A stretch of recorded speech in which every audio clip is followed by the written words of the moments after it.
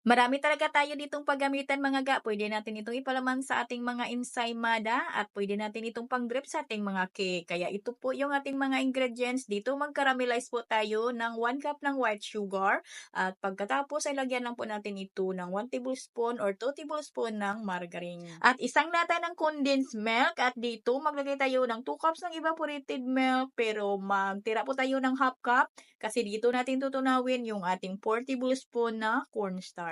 At pagkatapos po natin haluin yan, ipakuluan lang po natin at dito yung ating cornstarch ay tunawin lang po natin sa tinira po nating half cup ng evaporated milk. Kung gusto nyo talaga na maging malapot talaga yung consistency ng inyong caramel sauce ay pwedeng magdagdag dito na cornstarch. Depende po ho yan sa paggagamitan po ninyo. Pwedeng mag-adjust din, pwedeng magbawas kung gusto po ninyo na maging runny talaga ang inyong caramel sauce. Patuloy lang po yung paghalo natin dito hanggang sa ito'y lumapot. At kailangan ha, mahina lang po yung apoy natin dito. At salain lang po natin para maging makinis talaga yung ating caramel sauce. At pwede po natin itong ipalaman sa ating mga ensaymada kung ano pong gusto po ninyo na paggagamitan dito.